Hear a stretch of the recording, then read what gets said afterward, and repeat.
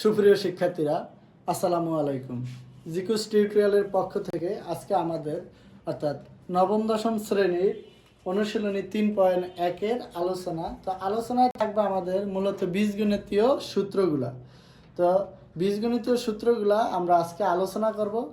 আমরা বীজগণিত সূত্র যত বেশি পারবো আমরা 3.1 এবং 3.2-এর ম্যাথগুলো তত বেশি পারবো।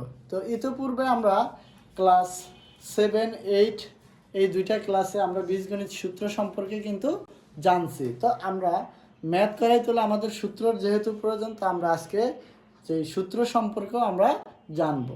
তো দেখো আমরা বীজগণিতের কি সূত্র আমরা জানতে পারি।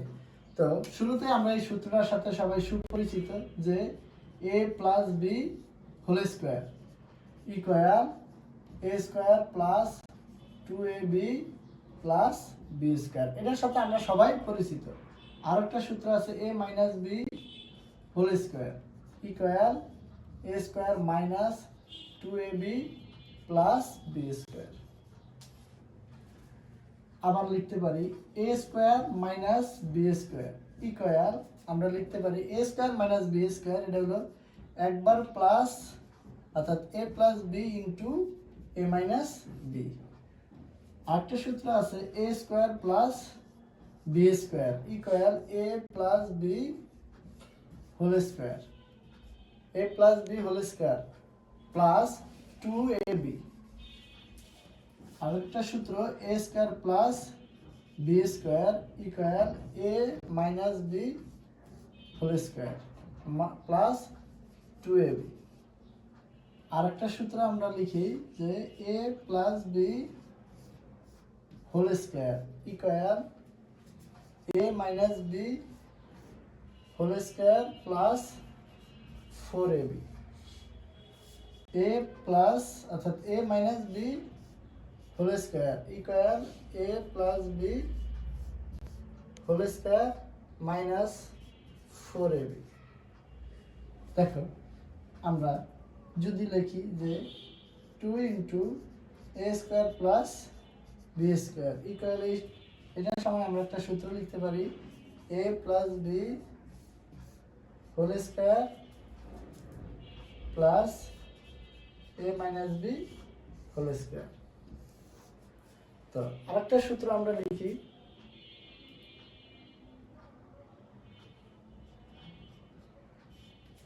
যে ab ইকুয়াল আমরা লিখি a plus B divided two whole square minus a minus B divided two whole square.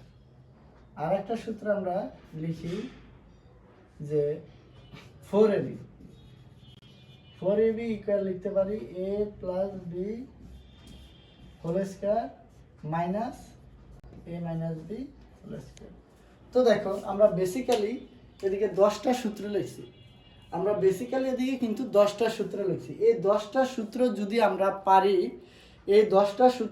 আমরা পারি, তো আমাদের 3.1 এবং 3.2-এর যতগুলা ম্যাথ আছে আমরা এই সূত্রের মাধ্যমে সমাধান করতে পারবো। ইতিপূর্বে আমরা 10টা সূত্রই আমরা দেখাবো। তো আরও কিছু সূত্র আছে, আমরা পরবর্তী ক্লাসে আমরা ওই সূত্রগুলো দেখাবো। 10টা সূত্র সম্পর্কে আমরা আগে জানি যে 10টা সূত্র হলো, আমরা এই সূত্রটার সাথে সবাই কিন্তু পরিচিত। এটা হচ্ছে বর্গসূত্র, বর্গযুক্ত সূত্র। এটা হলো বর্গ, এই দুইটা সূত্র হলো বর্গযুক্ত সূত্র। এই দুইটা সূত্র আমরা অর্থাৎ এই একটা সূত্র, এই সূত্রটা আমাদের বিশেষ করে অনেক জায়গায় ব্যবহার হয়। এটা আমরা আলাদাভাবে আমরা মনে রাখবো যে এই সূত্রটা আছে a square minus B square. তো এটা সমান সমান আমরা লিখতে পারি a plus B into a minus B. a square minus B square সমান সমান আমরা লিখতে পারি a plus B into a minus B. এটা আমরা আলাদাই মনে রাখবো।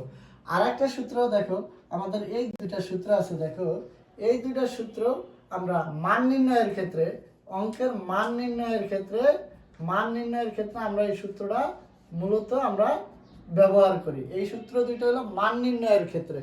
তো দেখো আমাদের অনেকের মাঝে প্রশ্ন থাকতে পারে যে a square plus B square এটা সমান সমান a plus B whole square plus 2ab হলো। আবার a square plus B square এই জায়গায় কেন আবার a মাইনাস হলো?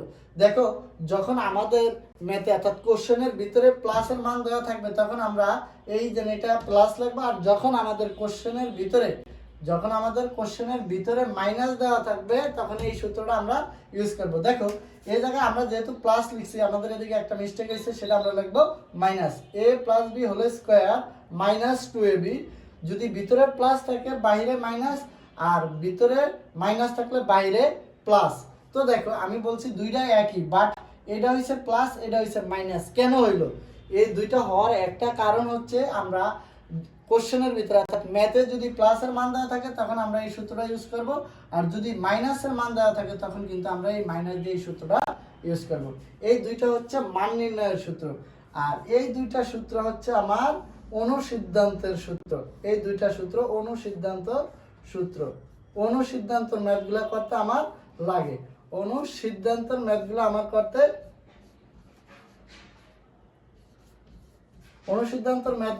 আমার এই দুইটা সূত্র খুব প্রয়োজন। তো শিক্ষার্থীরা যেই অংশটা অর্থাৎ মূলত ভুল করে থাকে সেটা হচ্ছে যে a plus B whole square আর a minus B whole square. Whole স্কয়ারের অনুসিদ্ধান্তের সূত্রটা মূলত যদি এটা প্লাস থাকে, হোল স্কয়ারের ক্ষেত্রে যদি এটা প্লাস থাকে এবং অনুসিদ্ধান্তের ক্ষেত্রে সেটা এই প্লাসের বিপরীত চিহ্ন হবে মাইনাস।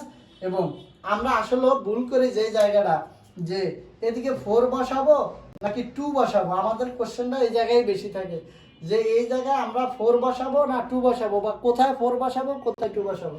তো আমি এইটা সহজ ভাষায় মনে রাখতে বলি যে যদি হোল স্কয়ার থেকে হোল স্কয়ার হয় তখন হবে 4, আর আলাদা আলাদা স্কয়ার থেকে যদি হোল স্কয়ার হয় সেক্ষেত্রে লাগবে আমরা 2। আলাদা আলাদা স্কয়ার থেকে হোল স্কয়ার হলে হবে 2, আর হোল স্কয়ার থেকে হোল স্কয়ার হলে হবে 4। তো ভিতরে যদি মাইনাস হয় বাইরে প্লাস, ভিতরে যদি প্লাস হয় বাইরে মাইনাস। তো সেম একই কথা, a minus B whole square থেকে যদি আমি হোল স্কয়ার করি এবং এটা যদি প্লাস অর্থাৎ মাইনাস থাকে পরবর্তীটা হবে প্লাস, আর ভিতরে যদি প্লাস হয় তো বাইরে হবে মাইনাস, আর হোল স্কয়ার থেকে হোল স্কয়ার হলে হবে আমার 4ab।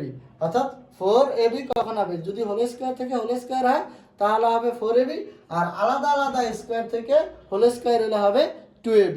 তো দেখো এই দুইটা হলো অনুসিদ্ধান্ত মান নির্ণয় বর্গ, আর এটা আমরা আলাদাভাবে মনে রাখবো যে a square minus b square সূত্র a plus b into a minus b। এদিকে সেম আবার আরেকটা জিনিস আছে, দেখো 2 into a square plus b square, এগুলো আমরা মান নির্ণয়ের ক্ষেত্রে ব্যবহার করা হয়। এটা সমান আমরা লিখতে পারি a plus b whole square plus a minus b whole square. তো দেখো a b এর ক্ষেত্রে এগুলো আমরা মান নির্ণয়ের ক্ষেত্রে ধরতে পারি। তো a প্লাস b অর্থাৎ a b সূত্র হলো a plus b divided two whole square minus a minus b divided two whole square. এটা হলো a b এর সূত্র, সরাসরি আমরা মুখস্থ করব। আর 4ab এর সূত্র হচ্ছে a plus b whole square minus a minus b whole square. তো এই দুটো এই তিনটা সূত্র আমার আনকমন, অর্থাৎ আমাদের ম্যাথ করতে লাগে, শর্ট ম্যাথগুলো করতে লাগে। তো সবাই আমি আশা করি এই যে 10টা সূত্র আমাদের আজকের মূল পর্ব অর্থাৎ 3.1 আলোচনা ছিল এই 10টা সূত্র। এই 10টা সূত্র আমরা সবাই বাসায় সুন্দর করে পড়ব এবং লিখব। যত পড়ব তত লিখব এবং যত বেশি সূত্র মনে রাখতে পারবো তত বেশি আমরা মান নির্ণয়, অনুসিদ্ধান্ত এবং বর্গের যত ধরনের ম্যাথ আছে আমরা অবশ্যই করতে পারবে। তো আজকের আলোচনা আমাদের এটাই ছিল। তো সবাইকে ধন্যবাদ। তোমরা পরবর্তীতে আমাদের যে সূত্র আছে ওই সূত্রগুলো পাবে।